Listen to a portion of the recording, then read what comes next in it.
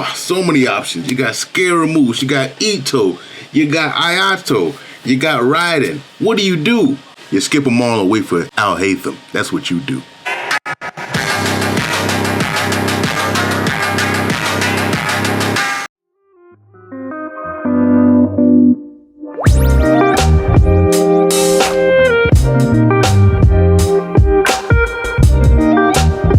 What's going on, YouTube? Ledger here once again. This time I'm actually giving some more Genshin Impact. And this time I actually want to talk to you guys about a big decision that a lot of people are going to have to make. We're choosing between 4 characters next patch. A lot of things are happening next patch. And one thing I want to just focus on is the people who are struggling trying to figure out which character they're going to pull for. If any, of course. So I wanted to kind of break down a couple of the positive and negatives of each character that are coming up, so you can try and make a more educated decision. And then I'll also tell you my opinion of if I didn't have any of these characters, who I would pick in order. Let's start off right off the bat. Let's start off with Scaramouche. Scaramouche is the character we know the least about. Why? Because we can't play with him, right? But of course, there's been information a lot about him. We've seen a little bit what he can do from the live stream too. So leaks aside and so on and so forth. We can make some educated guesses and educated decisions when it comes to that, right? Let's take a look at some of the things that we do know about Scaramouche, right? Now, based on his numbers and based on what his capabilities are, my assumption, right, when it comes to how he's going to perform compared to the other units, I don't know if you guys have seen my tier list video, where I break down the different characters on a tier list. Based on that, I do see Scaramouche as an A tier DPS unit, right? So A tier is he's going to be on the same tier as Itto and Ayato and Eula and them. So he's going to be within their realm, right? That's based on what I see right there. So when it comes to these different DPSs, it's really going to come down to preference, in my opinion. But let's take a look at some of the things that he can do and that he's going to be good at. One of the things that I think he's going to be good at actually is I think he's going to be very flexible DPS, right? When I say flexible DPS, I don't necessarily mean his team comps. I mean places where he's going to be useful. Since he's Animo, there's not going to be many enemies that resist him, right? He's going to be able to break all shields. He's going to be able to fight all different types of enemies. There's not many enemies that are immune to Animo except for Animo slimes, right? So you're going to be able to use him in many situations. He's going to be an all-rounder in that sense. There's going to be really an element that he's not really good with, except for like maybe Dendro or Geo. But in a sense, there's other ways you can still make Dendro and Geo will work in teams with him anyway, right? Even though he can't react with them directly. So I think he's going to be flexible on that end. Maybe not as flexible as a Hydro unit can be, but you know that's going to be one thing to do. And also when it comes to his builds too, he is coming with a new artifact set. But if you don't farm the artifact set yet, the artifact domain that you should be farming the most is the Inazuma Emblem Dungeon, because so many characters use Emblem. And so many characters can use either 2-piece or 4-piece of Shimenawa. And Scaramouche is going to be one of those characters that can use 4-piece Shimenawa, right? Because based on how his character seems, it seems that he's going to be able to, he's going to be using his normal and charged attacks, and that's going to be a big bulk of his damage. But also, he's not going to burst until at the end of his rotation. So the energy being taken away from when he uses E isn't going to be much of a factor if you have at least somewhat decent energy recharge on him, right? So that's the thing when it comes to that, right? When I say somewhat decent, I'm saying like maybe like 30% energy recharge or so. That's something that's going to take a little bit more research about, but based right off the bat, I think 120, 130 is going to be good enough for him, but you know, we'll see when he gets here, right? But I do think that that's going to be a good set for him also. So you're not pinned down to one set. So that's going to be a big thing when it comes to that, right? So that's the thing with Scaramouche, right? But a couple negatives about him is that I do believe that his teams are going to lack some crowd control. What I mean by that is that you're going to be wanting to play him with Faruzan, right?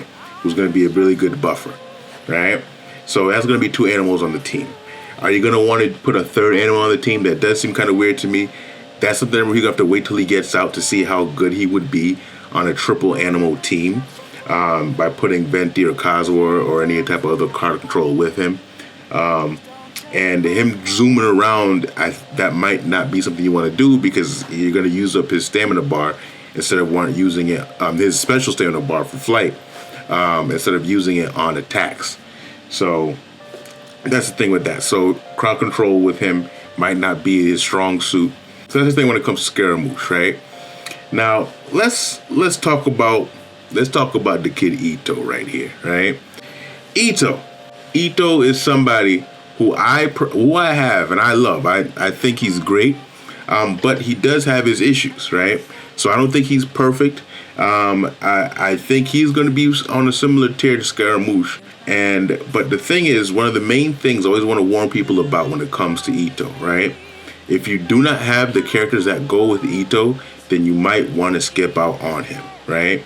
If you don't have your Zhongli, your Albedo, and your Goro, if you don't have those characters, and if you don't have some constellations on Goro, then Itto might not measure up to the other DPSs. He might not measure up to the damage that Scaramouche is going to do. He's not going to measure up to what Ayato is going to do. He's not going to measure up to what these other units are doing, right? So if you don't have those teams, then I don't think you should go for him. He has an expensive team, right? So that's the thing when it comes to that. But if you do have that, then you are free to do so. If you do have at least 2 of those 3 units, especially Goro is a must. If you look, as long as you have those units, then I'd say go ahead, have fun, do your thing with Itto, right? So that's the thing when it comes to that, right? So that's going to be a downside with him. But if you have those units, then there's no longer a downside, and go ahead and have fun, right? He does have his strong AoE with his play style, where he uses his charge attacks during his burst. So he's swinging this thing around and everything like that. Pause. Hey yo.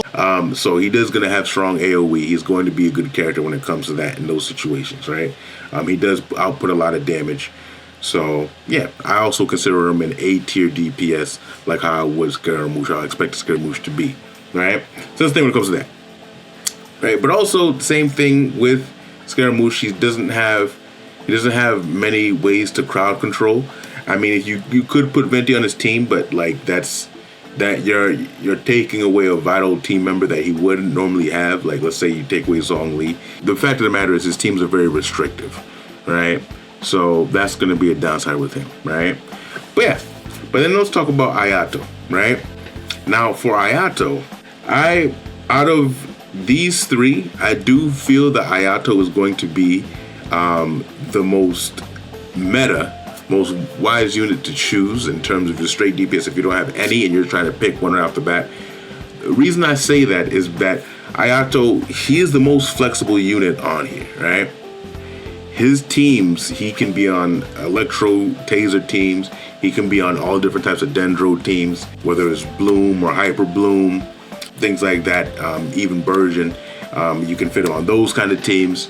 You can fit on a Vaporized team. So he's very flexible. He works in many things. He works on many teams because he himself is Hydro. And Hydro is probably the best element in the game. In my opinion, I think it's probably the best element in the game because it can deal a lot of damage and it has a lot of supportive capabilities. So that's the thing. So Ayato being Hydro right off the bat is a really big plus. He also, unlike Scaramouche and Itto, he does really want those crowd control units like Venti and Kazuha. He perfectly hits everybody in Venti's burst, and they have really good synergy.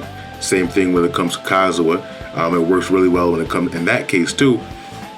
Ayato really is up there when it comes to his versatility and how well he can do, you know. Strong AoE, he'll take care of mobs. Maybe his single target isn't as good, but the other units that we're choosing from are also seem like they're going to be AoE style units. So that's the thing when it comes to that, right? So I do think Ayato is one of the better picks when it comes to the DPSs, right? But now, last but certainly not least, we have Raiden. Raiden, I'm telling you guys right now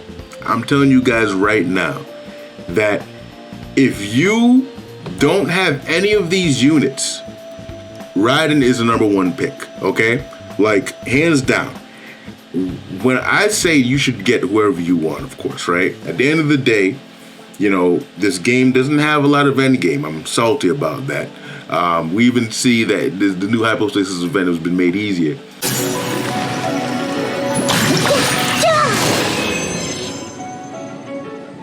But if you're trying to figure out what the smart decision is, what's going to help your account the most, it's going to be Raiden, hands down. If you have Raiden, then yeah, go ahead and pick whoever you want. But if you don't have Raiden, she's the number one pick out of everybody. If you only can choose one, that's who you choose, okay? She is constantly proving herself time and time again. The thing with her, I consider Raiden to be one of the top 3 units in the game, right? No specific order. But we got Bennett, we got Kazuo, we got Raiden, right? And of course, you know, Nahita's up there too and stuff like that. So maybe I should stay top 5 to be less controversial. But she's up there, right? She's at the top. And if you don't have her, you need her, right? You need to get her, right? No such thing as a must pull, but she's as close as you can get, right? The thing when it comes to using her, she can work as a DPS on your team. The team I'm showing right now, she's essentially the DPS on that team. You can use her as a sub DPS, like if you use her with Eula. People have been using her for Hyperbloom teams where they just stack her with full EM, so she can be flexible in that sense too, because she has 100% uptime on her E, right? Her utility is great because she buffs her team when it comes to their bursts, right? Their bursts are stronger when she has her E active. So that's the thing. She went her regular build. She's able to fund the team with energy. She's all around a fantastic unit, right? So that's the thing. So if you're trying to pick between the 4, she's the number one pick, all right? Now, and also too, when it comes to that, she has a lot of potential when it comes to her constellations. So if you're a small spender, or if you already have her and you want to see if you can get her seed too, not with a rerun, then I'd say go ahead and go for it, right? Do I consider her seed 2 over the other characters? Not so much. Mainly not saying that her C2 isn't valuable enough. It's just that typically it's more fun in the game to be able to play with new characters than just to power up the same ones you have. But to each their own, of course, right? If I were to rank what I would recommend, right? I would say Raiden is at the top. If you don't have Raiden, get her. She's the number one choice, right? Second pick, Ayato. Ayato, I'd say, is number 2 on the list of priority if you are indifferent about each person, each character, right? If there's any character that you actually specifically like, then pick any other 3, right? Under Raiden, right? It could be Scaramouche, could be Itto, it could be Ayato. If you like one more, then go ahead and get them. But just when it comes to just straight up what's the smart decision, Ayato is number 2 on the list, right? After Ayato, I would say is C2 Raiden, right? So if you don't have Raiden C2, then go ahead and get her if you're interested in getting constellations. But if you're not interested in constellations, if you're more interested in getting other characters, then I would say Scaramouche comes 3rd, right? So Scaramouche after that, right? I think Scaramouche is going to be an all-around more flexible unit than Itto is going to be, unless you have Itto's team already. But even if you have Itto's team already, I personally would still go for Scaramouche over him too, right? I just see there's going to be more potential with Scaramouche in the future. And then last, unfortunately, I would put Itto.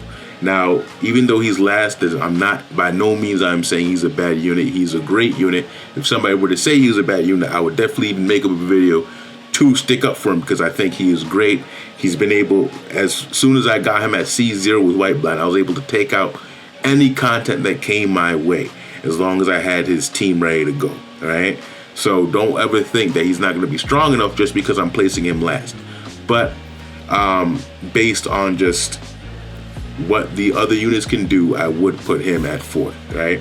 And those are my recommendations, honestly. I mean, let me know what you guys think. Do you guys agree with these recommendations? Did the things that I say in this video help you deter you one way or another? That help you get you off the fence? And yeah, let me know in the comments down below. If you like the content, like the video, and any questions you might have too, definitely comment them down below too. I'll be happy to answer them. I like to make sure I try and pay attention to all the comments that I do get. You guys showed me a lot of love on my last video, and I'm very, very grateful. So I thank you very much for that. And also keep subscribing. Subscribe to the channel so I can get you more content like this, and it lets me know that I'm doing a good job and it helps out the channel. So, all right. And with that, I'll end it there. Legend out.